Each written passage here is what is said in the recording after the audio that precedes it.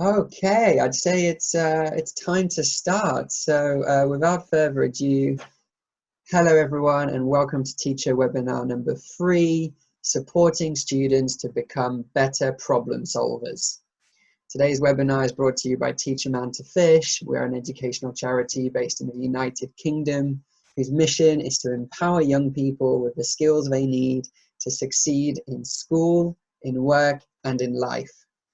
I won't go into much detail right now because you'll have plenty of opportunities to find out about our work during the webinar. Just so you know, this webinar is part of our webinar series on developing resilient young people. Webinar 1 was all about the growth mindset, and in webinar 2, we looked at how we can support students to learn from mistakes. If you didn't attend, don't worry. I'll be doing a brief recap today, and the full recordings are also available on YouTube. The links are right here on the slide, and I'll be sharing the presentation with you after today's session. As always, before we start, I'd like to share some ground rules. You'll notice that you're all on mute at the moment. That's because we have 82 people in the room right now, and I'm sure you can imagine we can't all be speaking at the same time. But don't worry, there will be plenty of opportunities to interact with your fellow educators and participants today, sharing all your thoughts and your own experiences, I promise. At regular points in the webinar, I'll ask questions which you can answer either via the text box or via the various polls which will appear on your screen. I'll also invite some of you to turn on your microphones and share your experiences with everyone else. If at any point you have a question specifically for me, please put it in the Q&A section, question and answer, not in the text box. The text box moves very quickly. Sometimes I can't catch everything there. If you put it in Q&A, I have my colleague Christine, who's part of the Teach a Man to Fish team, and she'll be answering the Q&A sections. Just so you know, this webinar is also being streamed on Facebook live to the Teach a Man to Fish page and the School Enterprise Challenge page. If you're watching on Facebook, you'll be experiencing the webinar with around 20 seconds delay, and you need to know that you're not actually in the webinar room with us here.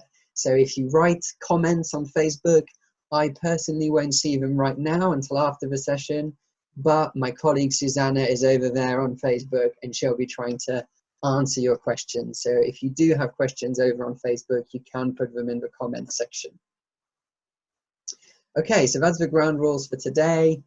Very briefly, a little bit about me. A lot of you know me already. You've been to the first 2 webinars, but just to recap, my name's Christoph. I'm part of the Teach a Man to Fish team, and I work on our wonderful educational program, the School Enterprise Challenge.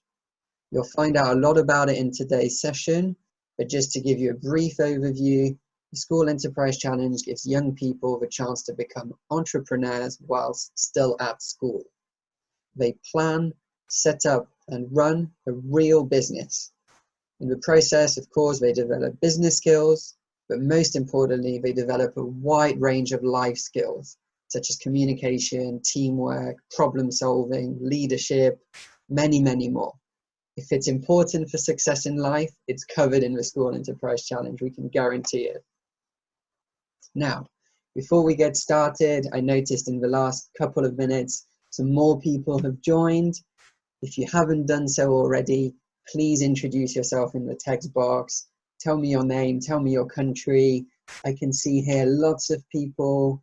Bidushi and Manila from Nepal have recently joined, and lots of teachers from India, South Africa, Nigeria, Albania, Democratic Republic of the Congo. It's really amazing to have educators from all over the world here. So put your name and your country in there so I can get a feel for that.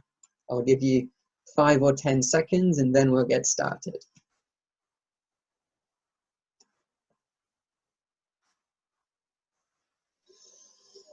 Okay, let's start by looking at the content for today. So the duration of this webinar is approximately 1 hour. I'll try my best to keep it within that time. It also depends how chatty you are and how long we go on for. In terms of content, I'm going to start by doing a recap on webinar 1, then a recap on webinar 2.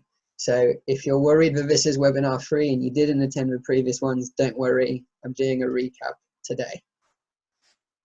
Then we'll get stuck into today's topic, which is all about supporting students to become problem solvers.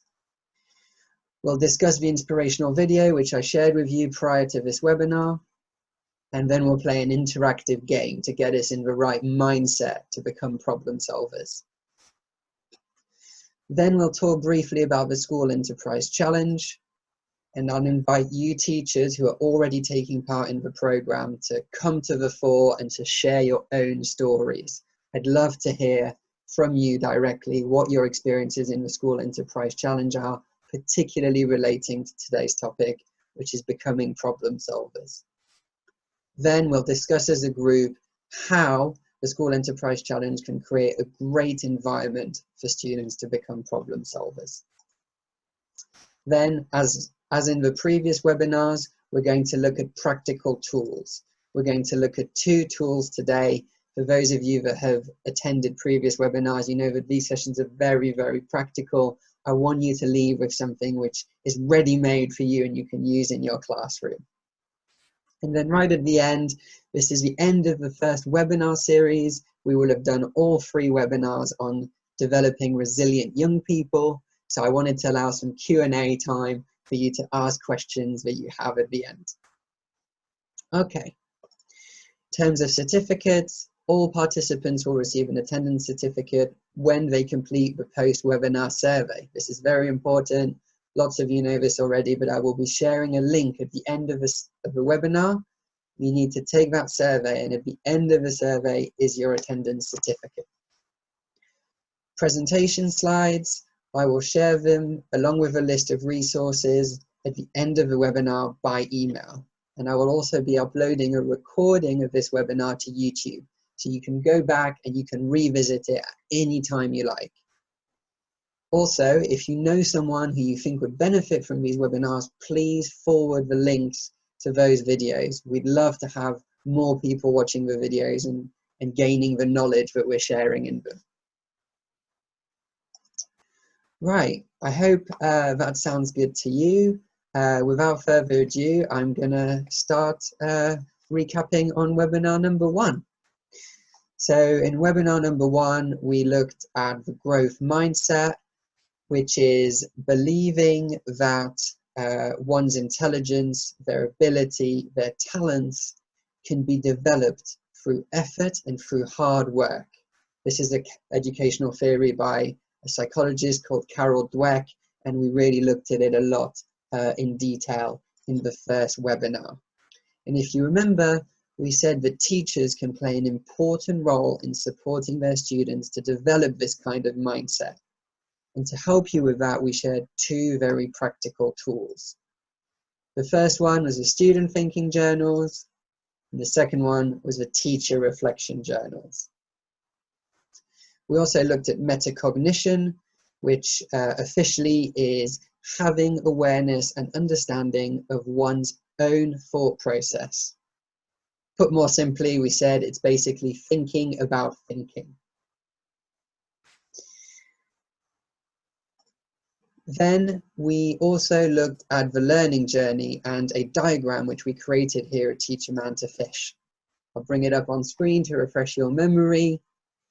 We saw how growth mindset and metacognition are the foundations of the learning journey.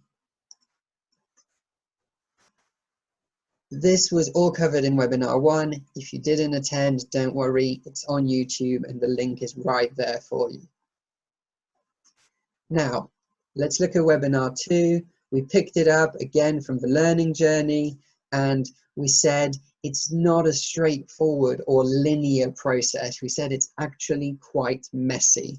And we looked at the ladder section of the diagram, and we said that it involves trying, failing, trying again, struggling, relearning a skill, encountering an obstacle, overcoming that obstacle, succeeding in that part of learning, and then continuing onwards and upwards with learning.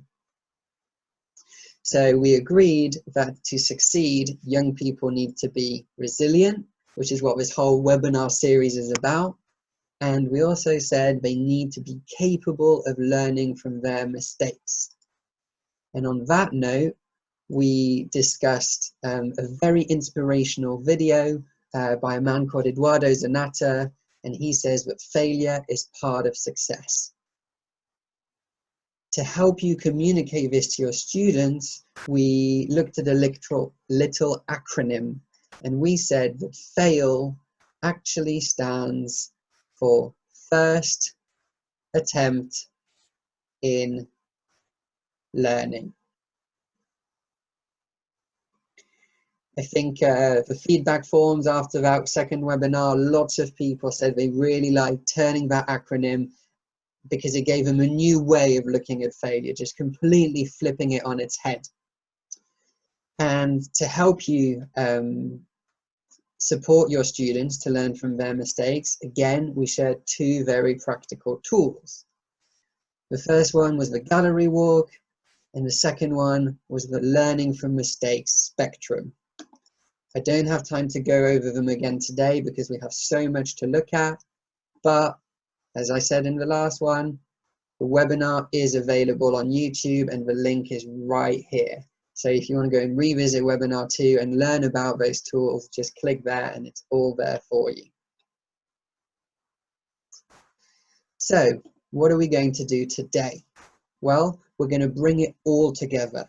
Everything we did in 1 and 2, we're going to bring it together and we're going to look at how having a growth mindset, being metacognitive, being able to learn from mistakes are all essential parts of becoming a good problem solver. Now, to get us inspired for this topic, I shared a video with you all. This video is called How to Teach Kids Better Problem Solving, and it's by a speaker called Michael Arnold.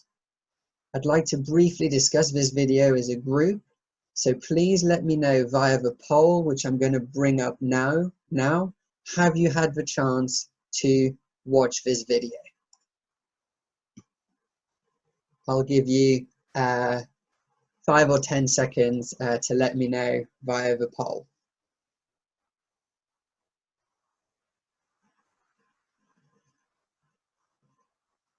Okay, looks like most of you haven't had the chance to watch the video. A few of you have. I'll give you a few more seconds to vote. Please let me know so I can have an idea of what knowledge we're approaching this with.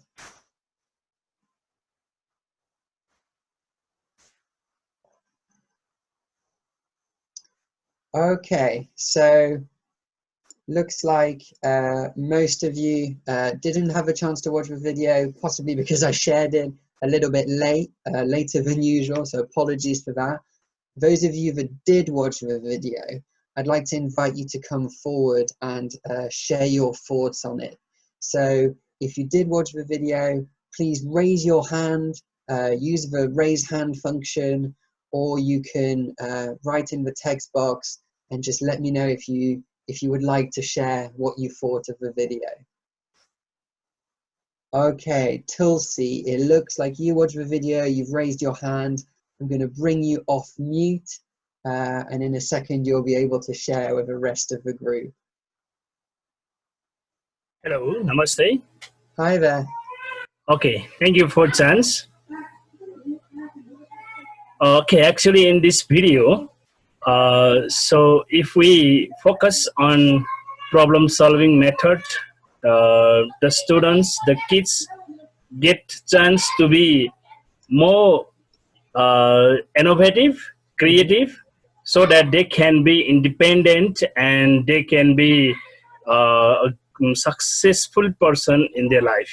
Thank you. Absolutely, thank you very much, Tulsi. That was one of the biggest takeaways, is that we need to support students to become better problem solvers because they'll become more creative and more likely to succeed. Thank you. Did anybody else who watched the video have anything they would like to share? Again, you can raise your hand.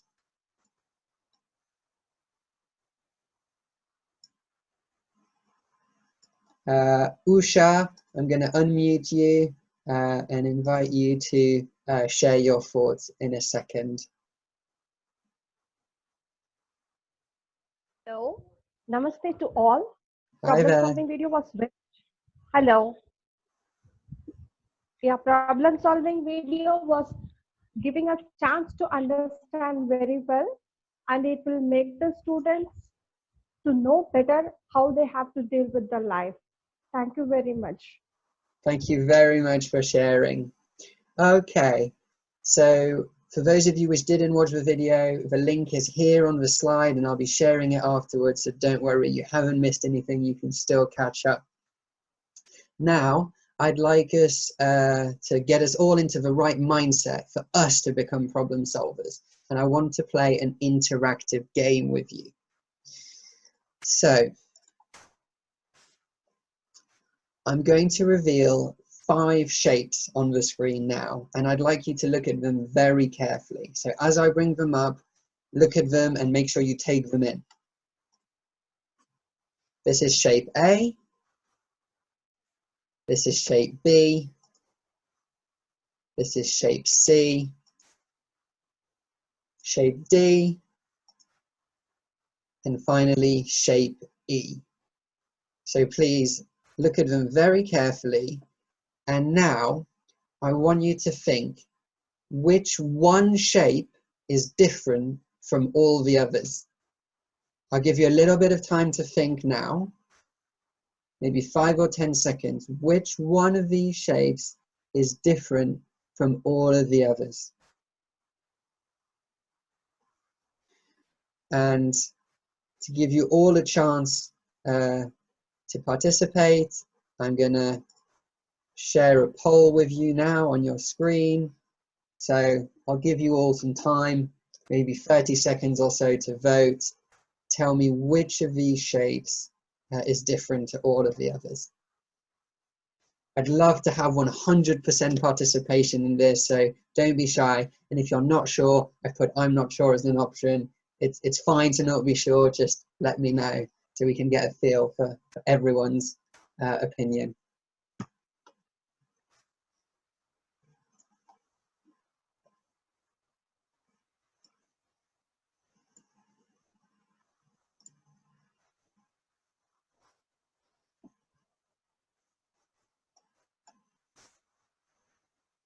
Okay, so most of you have voted now. I'll bring the poll to an end and I'll share the results with you. And it looks like most of you felt like shape B was the answer. So using the raise hand function, if you thought it was B and you'd like to explain why, raise your hand. Okay, Jones was very quick to raise their hand, so I'll give you a chance. Jones, why did you select shape B?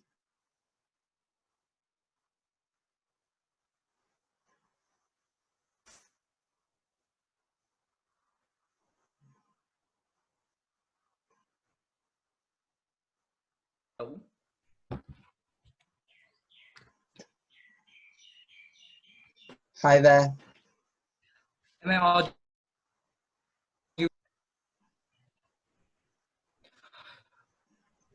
Looks like Jones is having some difficulty, Hello. but we have Amit here. Amit, why did you choose B? I chose B because if you look at the options, then curved nature or they represent semicircle, circle, or oval nature. But B, it's a joints of 3 straight lines, and it's totally different from the other option. That was B. Thank you.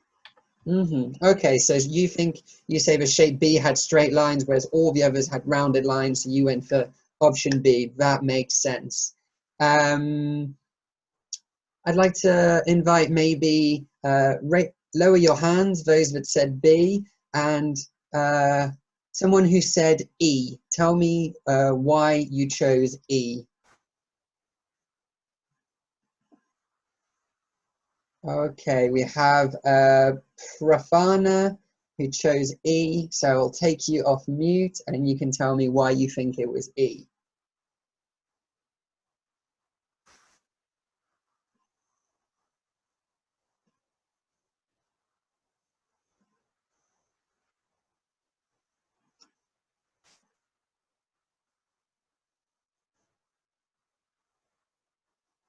Oh, I'm trying to unmute Prafana, but it looks like it's not working.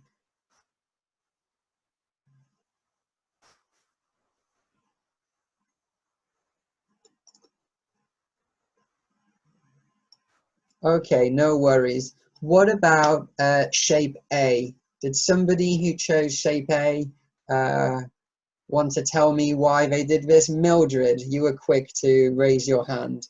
So Mildred, I'll take you off mute. I felt it was shape A because every point on the circle was equidistant from the center. Okay, and that's not the case in the other shapes, right?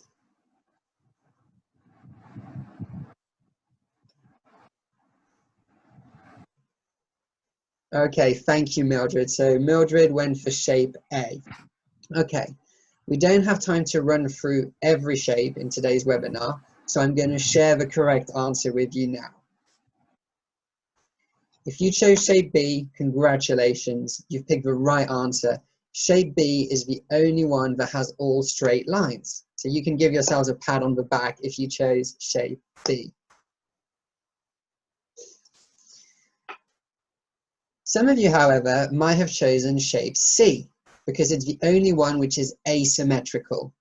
It can't be folded on itself and be symmetrical. And for that reason, it's actually C which is the right answer. So those who chose C, well done. And actually, a case can be made for shape A. As Mildred said, it's the only one which basically has no points. You know, it's a circle, it doesn't have any, it doesn't have any straight lines. So we could say that answer A is the right answer. And I can hear you asking, what about shape D? Well, it's the only one which has both a straight line and a curve. None of the others have a straight line and a curve. So D is also the right answer. And for shape E, well, it's the only one which is a non-conventional triangle. It's a triangle with rounded edges, and none of the other shapes are that kind of triangle. So actually, you can see that shape E is the answer. So what do you think the moral of this interactive game is? Well, it's that they are all the right answer depending on your point of view. And that's what we need to teach our students, and that's what we need to take in to today's webinar. Because current educational systems with standardized testing, they've ruined our creativity, and in turn, it's damaged our ability to solve problems because we think that there is always only one right answer. And often in life, that's not true. I think we've become a little bit blinded and we need to relearn how to look beyond the first right answer and go on to the second right answer and the third right answer and even the fourth right answer and beyond. And that's where the School Enterprise Challenge comes in. But before I talk about the School Enterprise Challenge, does anybody have any thoughts they would like to share about the little game we just played? If you raise your hand, I'll take you off mute and you can tell me what you thought of the game.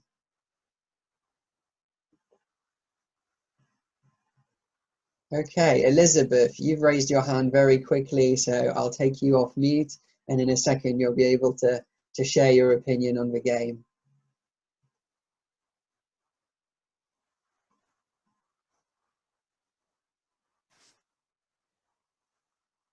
Elizabeth, make sure your microphone isn't on mute. Hello. Hi, Elizabeth. Hi, good evening. What did you think of the game we just played? I feel that all the answers are right, as you said, in depending on the point of view. So what we learn here is that we need to understand and respect others' point of view, others' perspective. So when we work together in a team, that's a very, very important key point, that we need to respect each other's perspective. Each one will look at a particular situation in different ways, depending on their upbringing, the knowledge that they have, their comprehension of the concept. So there are different things that will lead you to look at a particular thing in a particular manner. We need to respect each other's perspective. Only then, if there is a problem that is collective to many, we can resolve it. Thank you. Fabulous. Thank you very much, Elizabeth. I love that you've emphasized the word respect, because I think good problem solvers respect other people's ideas, because they want lots of ideas to then follow the best one. So respect, I think, is a great takeaway from this exercise. Thank you very much. Would anybody else like to share their thoughts on this exercise? I can see Profana, you've got your hand raised, so I'll take you off mute, and you can share with the group what you think.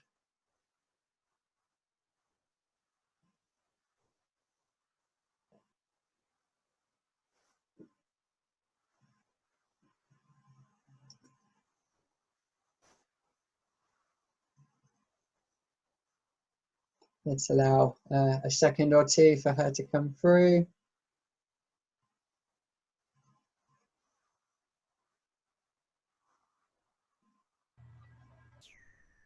Well, it looks like Profan is having difficulty, but Hamid is here. Hamid, what did you think?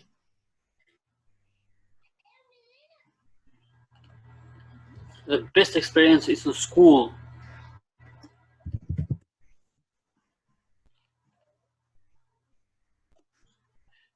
I'm not sure if I understand your question, Hamid, but we will be looking at the School Enterprise Challenge right now. So thank you very much to everyone who contributed, everyone who played in the game, and as well for sharing your thoughts afterwards. So now I'd like to look at the School Enterprise Challenge and how it's a great platform to develop problem-solving skills. So the School Enterprise Challenge is a free educational program which was created and is run by us here at Teach a Man to Fish. And for the last 10 years, we've been supporting participants who are students and their teachers to go on a real entrepreneurial journey. They come up with their own business idea, they write their own business plan, and they launch and run a real business. And this is very important. It's a real business. They have a real product or real service which they sell to real people for real money. I'm repeating the word real a lot because it's true. It's a real business. The kids get to be entrepreneurs at school. So why is the School Enterprise Challenge a great platform for developing problem-solving skills in particular? Firstly, it's a student-led program. If it's done really well in your school, it's the students that are leading. It's them who come up with the idea. It's them who work through the activities to write the business plan. It's them who set up their launch event. It's them who sort out their own team meetings and who go to the principal when they need permission for something. The teachers are there, of course, but they are supposed to be support. It's really supposed to be the young people, the students who are leading. And that's the first reason why it's good for problem solving, because students will be faced with real life challenges. You know, it's not like being in the classroom, it's very real. The kids, when they're running their business, they will be faced with real life challenges. I can't emphasize this enough. And what I love about the School Enterprise Challenge is it makes it easy for teachers in a way. If you want to turn your students into problem solvers, you don't even need to come up with fictional problems. All you need to do is take part in the School Enterprise Challenge, and I promise you, on a regular basis, your students will encounter problems, and then they'll need to come together to solve those problems. So it throws up real life challenges. And what's great about real life challenges is that they're relevant for life after school. We spoke previously in webinars 1 and 2, not just filling students with knowledge, but giving them skills which they can take beyond school, into work and into life. And the School Enterprise Challenge is perfect for this. Now, obviously, you know, I'm on the School Enterprise Challenge team. I would say that. So what I want to do now is I want to ask you, have you ever taken part in the School Enterprise Challenge? And after, just let me know via the poll, and then we will invite some of you to share your experiences. So let me know on the screen, have you ever taken part?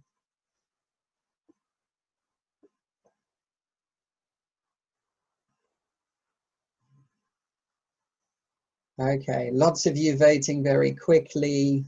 So far, about 1/3 of you have taken part. 2/3 of you have never taken part. So it's exciting to have plenty of teachers who haven't had the chance to take part yet. Okay. So in the end, we had about 1/3 of you have taken part in the School Enterprise Challenge. So those of you which have, and you'd like to share with the group, I want to know how, in your opinion, does the School Enterprise Challenge help young people to develop problem-solving skills specifically? Raise your hand. Kapil, I can see you were in there quickly. So I'll invite you to share your thoughts, Kapil. Basically, we started in 2019. This is our second year. We have registered for silver model also. Bronze level was very much good. The problem solving was that whenever they were doing accounting work, so they were not able to perform it very well. So I asked them to go through the books well apart, because they are commerce students. So whenever they were facing in calculation of something, closing stock or opening stock, so they were able to know that how much stock has to be maintained. The problem was of stock dealing. So I told them, you go for economic order quantity, which I have told you in the classes. So that was very much fine, and they started working on that EOQ model, and then they were able to solve the problem of stock. That was the major task which was being given to the student for handling the stocks. Okay, so your students, they took part for the first time last year on the bronze level, which is where you're first exposed to this wonderful entrepreneurial journey. And you said that the thing they found the most challenging was sort of opening and closing stock balances and keeping their finances. And I think that supports my point when I say that the School Enterprise Challenge throws up real life challenges. This is something which, you know, you as a teacher, you didn't even need to make it up. You didn't need. In silver model, they are going with a very new idea. They have started with face mask. They have started with the face shield. They have started with handmade sanitizers at home. They have started with particularly handmade everything. Means this is they have taken this as a summer project, and they started with this particular silver plan, and they came up with a new idea, because this is the need of the hour. We need sanitizers, we need face masks. So in that particular business, they are diversifying that particular business activities by them own. They have started Wow. working on it. That's amazing. That's so entrepreneurial. I love that, you know, sort of pivoting or diversifying to meet the needs of what the community needs. That's really brilliant. So well done to them, and good luck on the silver level this year. Usha, I saw you also had your hand up, so I'd love to invite you to share with us, how has the School Enterprise Challenge supported your students to develop problem-solving skills? Good evening once again. And we have completed the bronze level and silver level. Now we are working on golden level. So our students are doing everything based on ecosystem, eco-greeneries. So they have done paper bags. Now in this situation, we will be trying the face masks. And as the other friend said, they are going for the sanitizers. We are also doing the same thing. We involve science and commerce students so that everyone should understand what is business mean. So it gives them a lot of exposure. Thank you. Thank you very much, Usha, for sharing your experience. And it's great to hear that your students are also taking their business in a different direction to help out during the COVID pandemic. It's honestly amazing to see such young people, you know, becoming global citizens and taking it upon themselves to create really useful and needed products which are going to hopefully keep people safe. So well done to them. And I hope that the experiences from our two participants we just had really show to you how the School Enterprise Challenge is a great platform for developing problem-solving skills. Today, as well as talking about the School Enterprise Challenge, I want to share with you 2 tools which you can use in your own subject, whatever that might be, to support your students to become better problem solvers. Like in the first 2 webinars, you know, I want you to leave with very practical things and techniques which you can use in your everyday teaching. So what I'll do is I'll introduce the first tool, we can discuss it as a group, and then I'll introduce the second tool, and once again we can discuss it as a group. The first tool is called the 5 Whys. And for the 5 Whys, I'm going to look at the learning objectives, the duration of the activity, the equipment you'll need, and of course, the instructions. Okay, so starting with the objective. In this activity, students will be learning to move beyond the surface of a problem and discover its root cause. You remember earlier I spoke about the need to not just stop at the first right answer, but go to the second right answer and the third right answer. You can imagine we're going to have 5 right answers in this exercise. And why do we do this? We do this because discovering the root cause allows us to tackle a problem more sustainably. I'll talk more about this later. Going on to the duration, of course, it will vary depending on exactly how you choose to carry out this activity. All these activities are examples, but you will need to tweak them for your students depending on age and class size. But I would say that 30 minutes is plenty enough time to do this 5 Whys activity, so you can squeeze it into one of your lessons. Equipment needed for this is pens, a few big pieces of paper, and some post-it notes if you can. If you don't have post-it notes, you can just cut a big piece of paper into small pieces and just have sellotape. Now for the instructions. I'll run through the instructions, and if it doesn't make sense, don't worry, because there's an example coming up afterwards. So, whether you have, sorry, pardon me, let me go back. There are a few variations of how to do this exercise depending on how many students and how many problems you decide to tackle, and this is important. You may wish to, for the whole class, to tackle the same problem, or you could have multiple problems and each group tackle a different one. This will make sense when I go through the instructions. But whether you have one problem or multiple problems, it's advised that you divide your students into smaller groups of 5 or 8 students. And your students should start by writing a problem onto big pieces of paper. They should write the problem out in words quite clearly, and they can add little drawings next to it to make it visual and kind of bring their problem to life.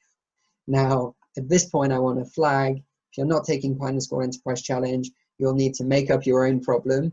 But as I said earlier, you know, the School Enterprise Challenge brings up all sorts of problems on a regular basis. So students could use this tool to tackle School Enterprise Challenge problems. Okay. Then each student needs 5 post-it notes, and they need to label them 1, 2, 3, 4, 5. And now you're ready to start. So ask your students to review the problem, which is on the big piece of paper, and ask themselves, why is this a problem? Each student writes on post-it number 1 why they think the big problem statement is indeed a problem. Then Ask them to think about what they wrote on post-it 1, and on post-it 2, write why this is true. So why is what they wrote on post-it 1 true? Write it on post-it number 2. Next, once they've done that, they think about what they wrote on post-it number 2. Why is that true? They write it on post-it number 3. So I'm sure you understand. They repeat this, asking why each time and putting it on the next post-it.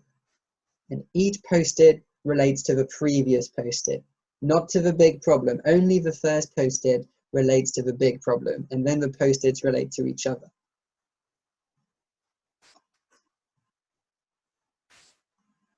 Then you'll need to set up your problems grid. And I'll show this in the example on the next slide, so don't worry.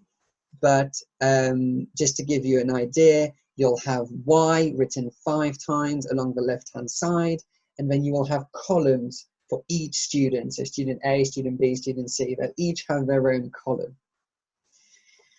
Once this grid is set up, students will come up to the grid and they will attach their post-its to the grid. So student A will put number 1 at the top, number 2 underneath it, then 3, then 4, then 5.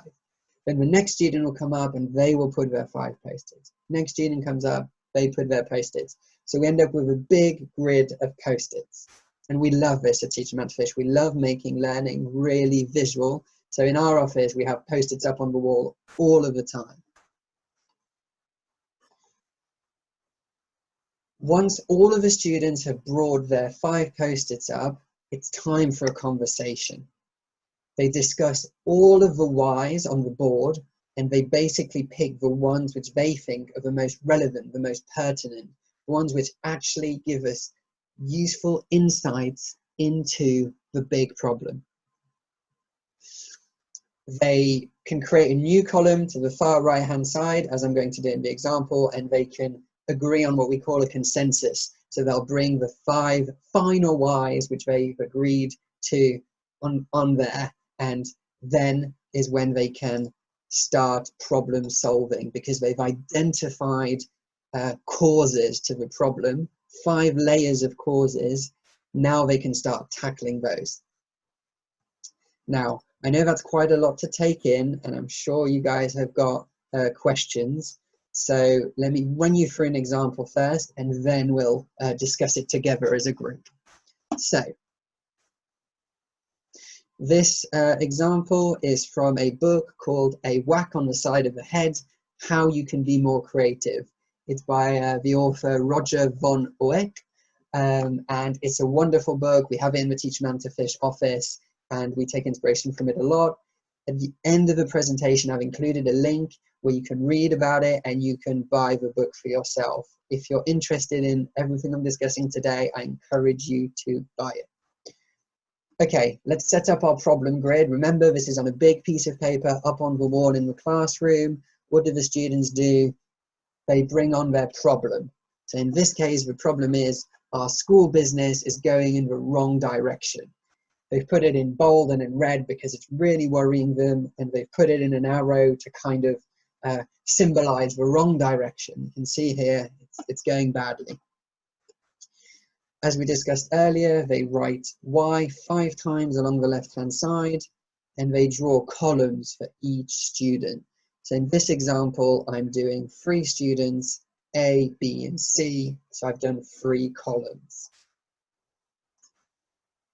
Now, each student is going to come up and is going to stick their post-its up onto the problems grid. So student A comes up and they say, our school business is going in the wrong direction because we have a shoddy product. And we have a shoddy product because of bad design. And we have bad design because we've tried to build in too many features to our product. And there are too many features because we have a culture problem. In our business, we just try and put too many features into a single product. We try and build something which does everything. It just doesn't work. And it's a culture problem because there's a lack of cohesion in our business. We're disjointed. We're not really working all together. So student A, they've asked themselves why 5 times, and this is what they came up with. And now it's time for student B. So student B, why do they think our school business is going in the wrong direction? Because we have no customers. They think we have no customers because we have a bad product. They think we have a bad product because of no marketing. They think there's no marketing because there's no budget. And they think there's no budget because it's not seen as important. So that's their 5 layers of why. And quickly, let's look at student C. Why is our school business going in the wrong direction? We have a rough product. It's rough, it's not good. It's rough because it's not been tested enough. We released it, we put it out in the world, we sold it to customers without much testing. Why did we not do much testing? Because there's no budget for testing. Why is there no budget for testing? All our other products are bad, we never test, it's just not what we do, so there's no testing, there's no budget. Why are our products bad? Why is there no, why are our products bad? Because of the leadership. This student goes right to the top and says, it's a problem with leadership. Okay, so all our 3 students in this case have come up and they've put everything here. So now they need to have a conversation. I like to do this with them. Stood up, don't go back to your desks, be a bit active and discuss. Which of these whys are better? Like which ones do you think? Now you've seen everyone's opinion, you've seen everyone's thought process. Let's pick 5, which we are going to bring. Oh, sorry, we're going to bring it to a column on the left about consensus. Okay, so the students talk and they agree that our school business is going in the wrong direction because we have a shoddy product. Why do we have a shoddy product? Because of bad design. Why do we have bad design? Because it was not tested enough. Why was it not tested enough? Because there is no budget for it. Why is there no budget? Because of leadership. The leadership does not value testing and does not allow us to spend money on testing. Okay, so we have our 5 whys. So we're ready to bring them across to the far right-hand column, which we call consensus, which is basically the joint decision. So let's bring them across now. Shoddy product, bad design, not enough testing, no budget for testing. Leadership undervalues testing. So I'm sure you can see it's a multi-part process, but we've come up with a very nice, I think, consensus column. Hopefully these 3 students now have a much better understanding of why their school business is going in the wrong direction. They understand that they have a shoddy product because of bad design, because of insufficient testing, because of insufficient budget, because of leadership undervaluing it. Now they can agree on how to tackle these problems. I won't look at that now, but you can imagine they might go to the leadership. We think this is the root cause, so they might go to the leadership of their business and they might say, we need budget for testing, and this is why, because we have bad design and because it means we have a shoddy product, and that's why we're going in the wrong direction. So it allows students to get ideas very clear in their head, and then they can come up with very good problem solving techniques. So that's the 5 whys. I went through it very, very quickly. I'm sorry, we don't have so much time, but I would love to hear what you think about it. So let me know via the poll, which is going to appear on your screen in a moment. Would you consider using the 5 whys with your students? Let me know in the poll.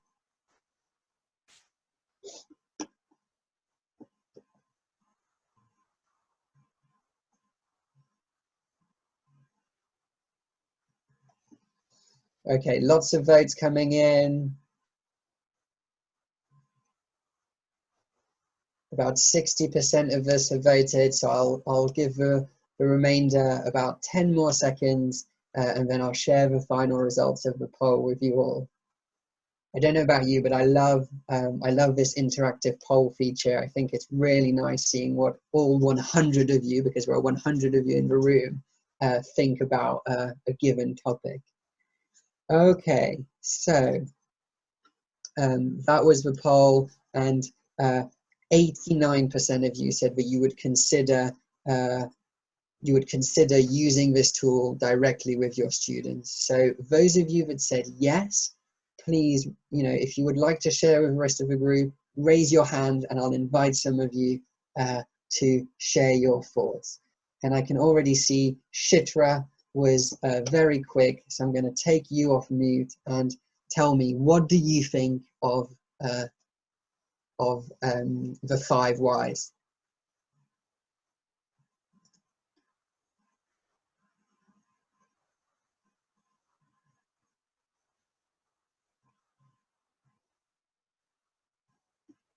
Hopefully. Hello. Hi, Shitra. Yeah, hello. Actually, I'm not able to look into your screen, Mr. Christopher. So I have been trying to find out the reason why I'm not able to look into the video. Oh, I'm sorry to hear that. Because I've been trying to work on the settings, but somehow I'm not able to succeed. But I'm listening to you very carefully. Right. It was really very interesting to know about the 5 whys to be asked to any situation. First, I would like to say that my school, this time we have got the silver medal in the School Enterprise Challenge, and we are working for the golden level also now. We are going to the gold level now.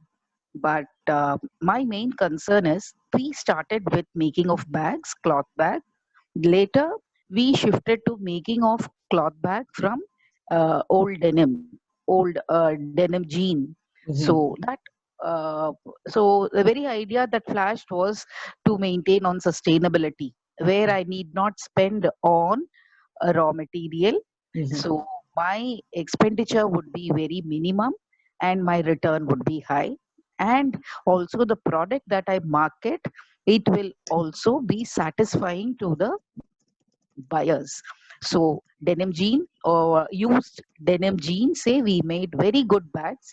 We added value by making beautiful paintings, and children did take part enthusiastically. Now, in the gold level, we would like to continue with the bags, but we also thought we will do something for the something related to good earth. So now we being in this pandemic COVID-19, I am really worried as to how I can carry out the marketing, because we are not able to meet, and all that meeting that we do is only online. So how will I motivate my new students to take part enthusiastically in this program? Although I know that if I meet them, my students are very capable, they can do it out well. But unfortunately, because of this pandemic, I do not know how I will go about doing, I mean, making of the product, because they are going to be some handicraft items and something related to good earth. Thanks, Chitra. I think I have a broad understanding of your concern. I'll very quickly answer that, and then I'll invite somebody else to come and share their thoughts on the 5 whys. But I think your question is interesting. We have lots of schools, teachers with us today who are taking part in the School Enterprise Challenge and who are concerned because of COVID. We're all in lockdown. Remember, it's everyone all over the world. And you said particularly marketing. How can we go out and do marketing? Marketing. How will my product reach the buyers? I understand. I understand. Allow me to explain. You cannot go and do in-person marketing right now. We do not encourage anyone to leave the house. We do not encourage to break the rules. But you mentioned that you are still in contact with your students via various online platforms, maybe Zoom or whichever platform you use. So you can have meetings with them, and you could have meetings focused on marketing. They could set up a marketing strategy. They could set up marketing, how do we do marketing? Social media. So they could set up Facebook pages, Twitter pages, Instagram pages. If they are connected to the internet, that is something that they can do even from home. And then when schools reopen and the whole world is back out on the street buying products, they are ready, they have everything up and running, and they can start 100% marketing, and they can start selling their products in person again. But yes, everyone's in the same situation. We're all locked indoors, so physical activities cannot take place. But don't waste this time just not doing anything about the school business. There are so many things we can be doing in this quiet time to be in a better position when we emerge from lockdown. So that would be my answer for you, Shitra. Now, I'd like to really focus on the 5 whys, if possible. And I know Nagamami had a really interesting comment in the text box. So I'd like to invite them. I've taken them off mute, and maybe Nagamami, you can tell me what you think of the 5 whys.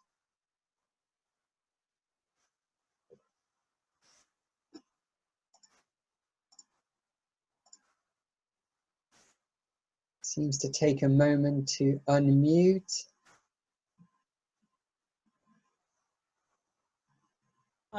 Can you hear me, Christopher? Yes, we can hear you. Welcome. Hi all. Thank you so much.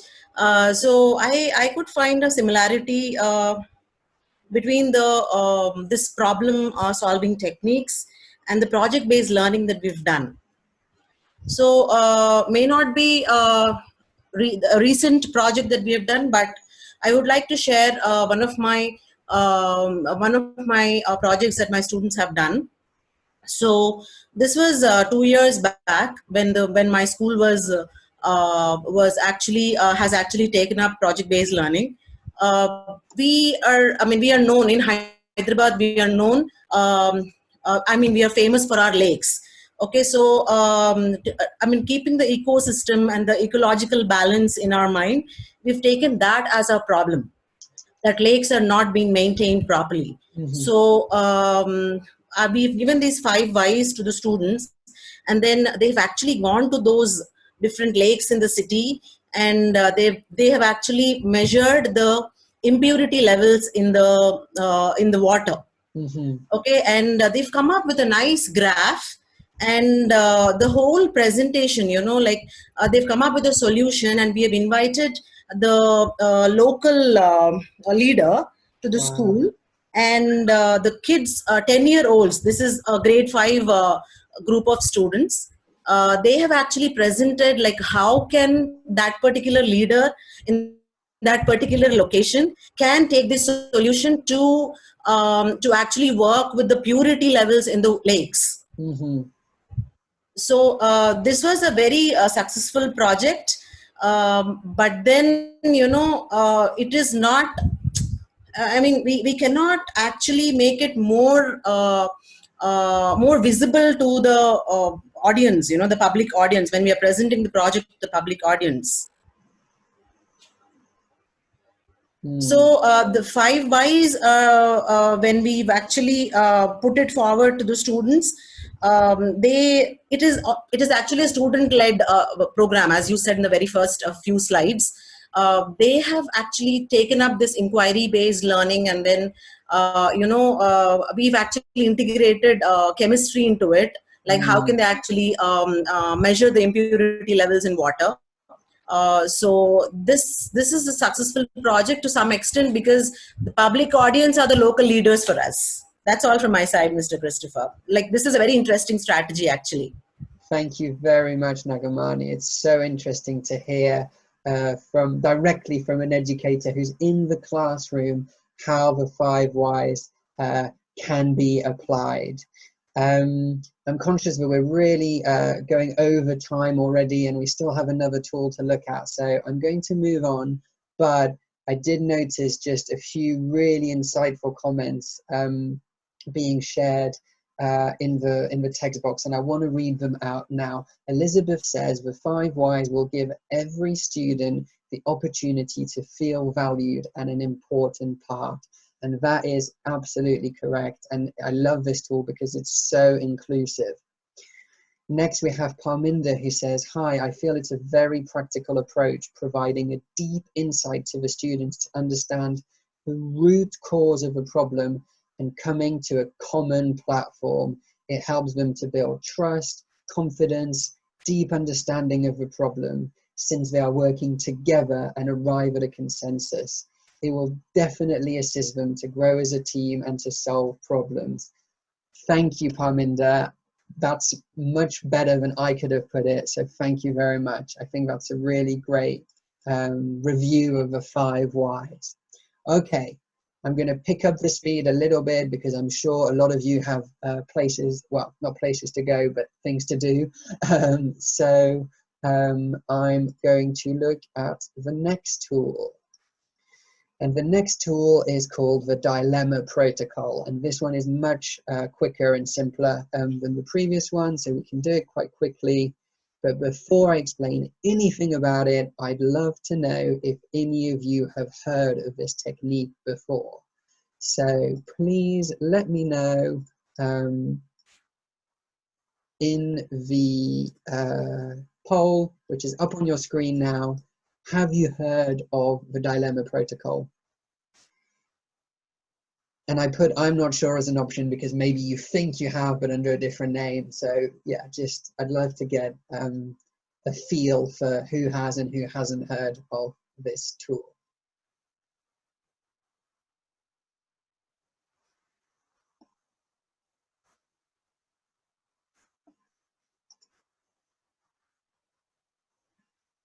Wow, okay.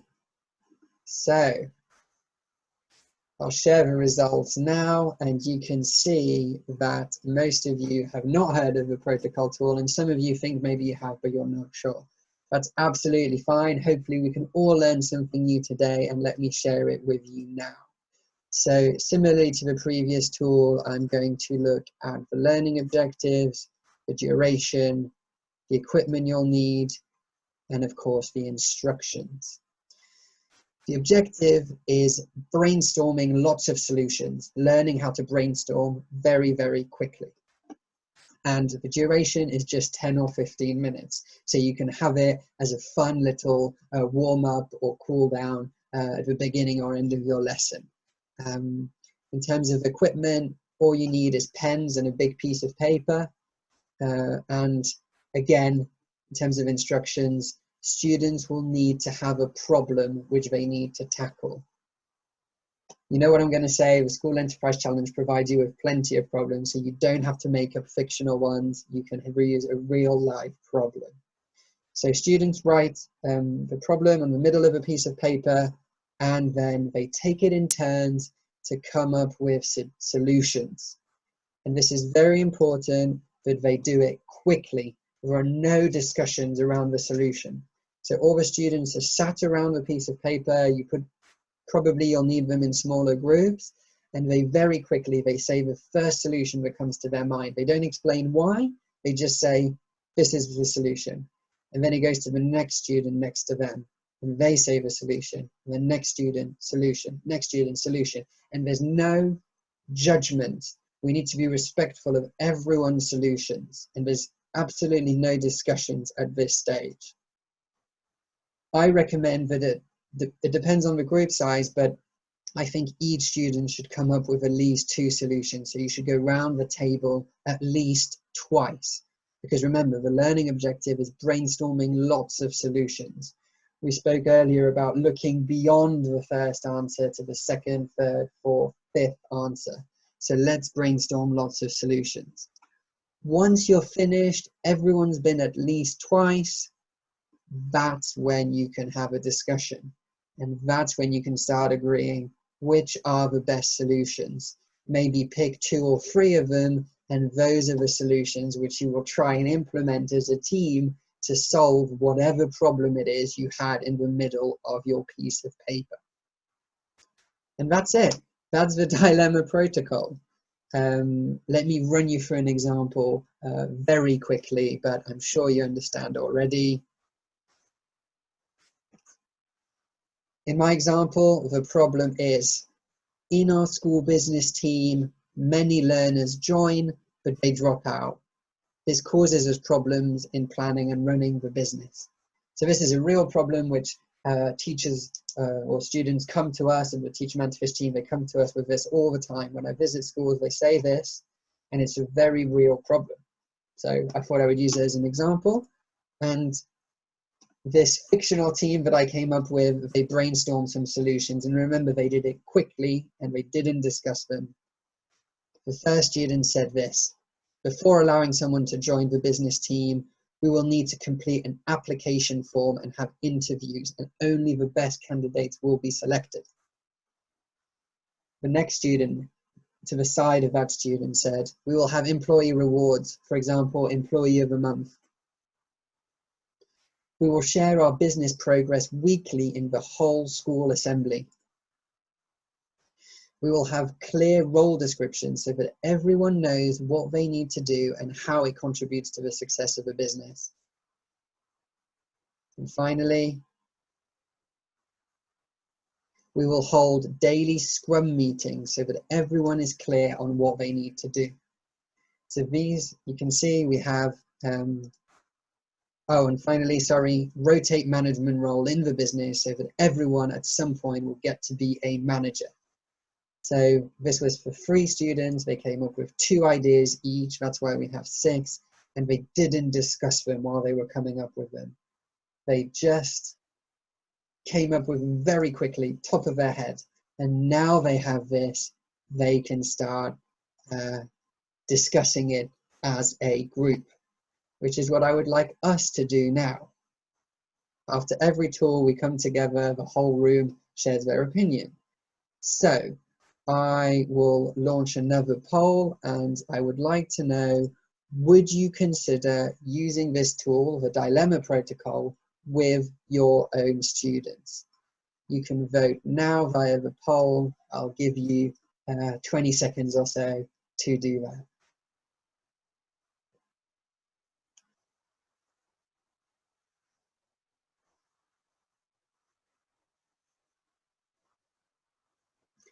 Okay, lots of you voting and lots of you saying yes, you would consider using this tool with your students, which makes me happy. And now we can discuss it as a group. So I know that Singer has shared something really insightful in the text box, so I've invited them to share with the rest of the group. Singer, what are your thoughts on the dilemma protocol? Hello, namaste from Nepal. Hi. We have been using this tool in a different name. I think we used it known as round robin brainstorming. When we work with these students, we need to generate many ideas. So we just call the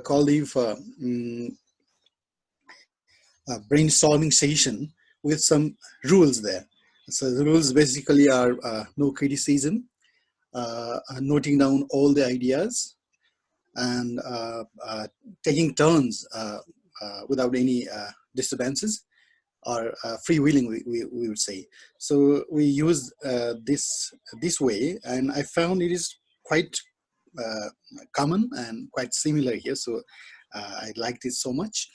And then after, what we did was we stratified those ideas based on ABC. Literally ABC we named as A, solvable by the students or executable by the students. Mm-hmm. B, they could execute it with others' help, and C, they could not solve it on their level. And then they would choose the A's, and they would discuss more than what to do and how to go forward. So I think the dilemma protocol also has the similar elements, but I like the way it is put in the discussions. Mm-hmm. Thank you so much, Singer. I think you've shared some really interesting things there. First of all, you said that you have a different name for it, the round robin brainstorming, which I really like as well. You know, this isn't something we've completely invented from scratch. This is a well-used method, and it has lots of names. I love that, you know, you used it as part of the School Enterprise Challenge. You used it to come up with a business name. That's something we do very early on in the business planning process, coming up with a name. And this tool can actually be used at every step of the journey. Every single problem which comes up, you could use the dilemma tool if you think it's appropriate. So, for example, we can't get enough raw materials for our business. Dilemma protocol, the students come together, and then, like you said, it allows them to get their ideas in order, basically. You know, we're not making any sales, or we can't increase our profit, or whatever problem the students are facing, they can use the dilemma protocol. So thank you, Singer, for sharing that. That was very insightful. I know that lots of you have been sharing things in the chat. Lots of you saying that you did know about it. Actually, I think Akriti has a nice comment. They say, this is a lovely technique across all grades, and it's true. We can get younger and older students taking part in this dilemma protocol together, no problem. What else do we have?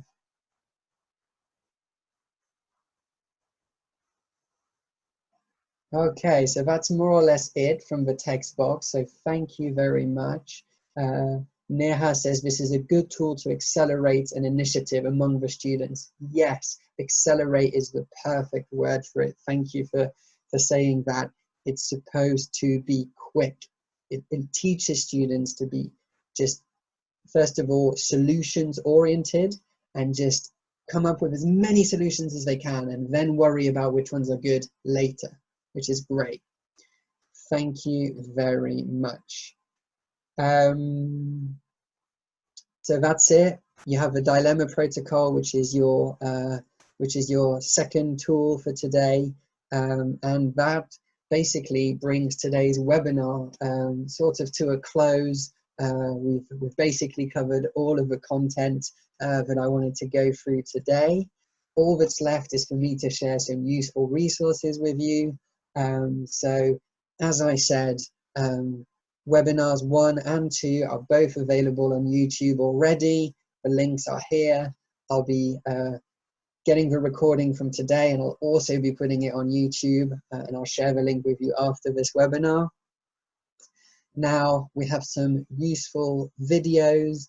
I love learning from videos. I think they're one of the best ways to learn. I've put the link to the first video, which we discussed today, here. If you didn't watch it already, I recommend you go back and you do. And then I shared 2 more videos, which also look at how you teachers can support your students to become better problem solvers. So you're not just learning from me, you're learning from these amazing people here as well. So please go ahead and watch these videos. Finally, I wanted to mention the book again. It's called A Whack on the Side of the Head, How You Can Be More Creative. It really is a wonderful book. I've put the link for you there, and I'll share it with you afterwards. The 5 Whys was inspired by a website called Game Storming, which has loads of fun educational games. So go and check it out if you have time. And finally, you can find out more about the School Enterprise Challenge, and you can register for free via our website. So I know lots of you have never taken part in the School Enterprise Challenge. Please go and check it out. Finally, I know you're all keen to get a certificate for today. To get your certificate, you need to fill out the survey, and the survey is here.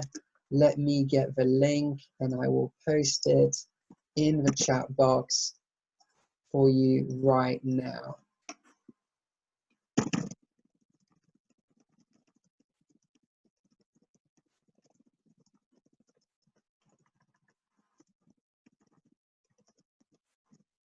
There it is. You have it in the chat box. All you need to do is click on there. It takes 2 or 3 minutes to fill out. We really, really value your feedback. So please be as honest as possible. After every webinar, I go and I look at the feedback and I take it into consideration for the next webinar. So it's really helpful to have your thoughts.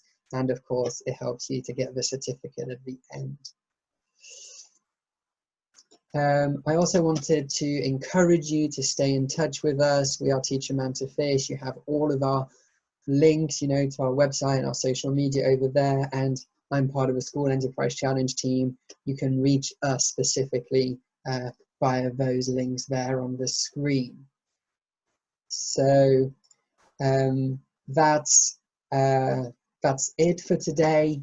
We've covered everything, but I did say that I wanted to allow some time for questions and answers. So for those of you that have time to stick around, I'm going to stay here, and maybe 5 minutes I'll take any questions that you might have. For the others which need to go off, you can head off, and I hope to see you again in future webinars, which will be coming in the coming weeks.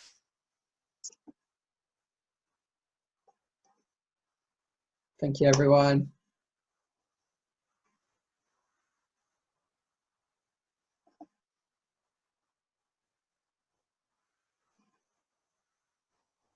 Thank you to everyone who's saying thank you in the chat box. It really means a lot.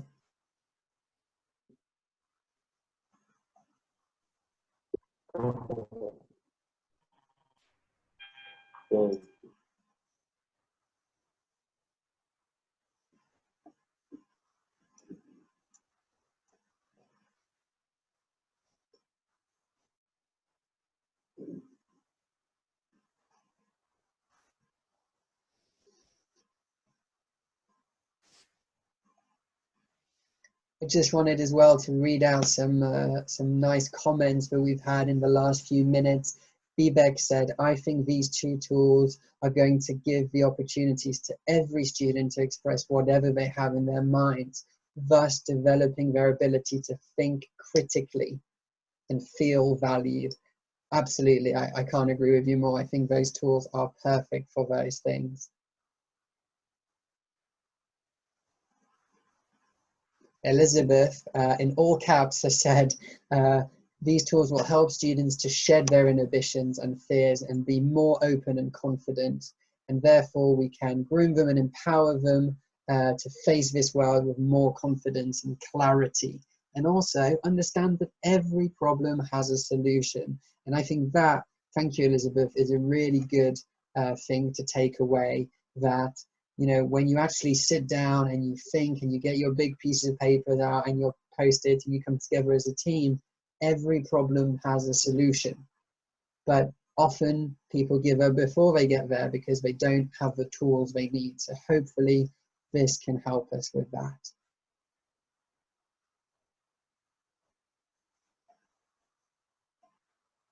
Thank you everyone who is logging off now.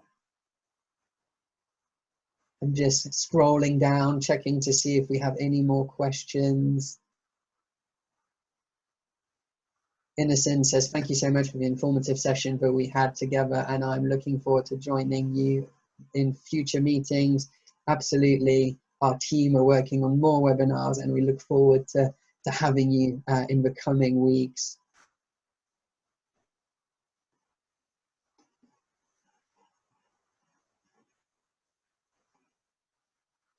A few people are saying they're having difficulties with their certificate.